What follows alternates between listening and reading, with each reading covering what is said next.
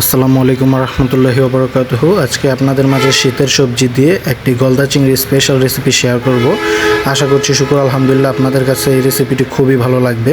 আর রেসিপির উপকরণ হিসেবে নিয়ে নিয়েছি প্রথমত বেশ কয়েকটা গলদা চিংড়ি ভালো মতো ধুয়ে পরিষ্কার করে হলুদ দিয়ে মাখিয়ে তারপর গরম তেলের মধ্যে ভেজে নেব।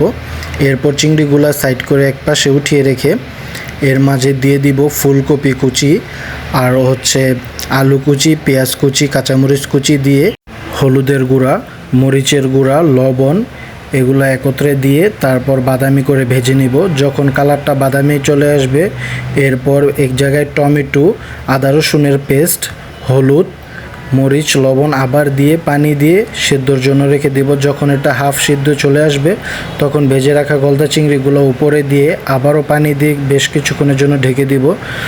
যখন প্রায় তরকারিটা হয়ে আসবে তখন ধনেপাতা দিয়ে তরকারিটি নামিয়ে নিব। আর এই তো তরকারির লুকটা ঠিক দেখতে এরকম হয়েছে।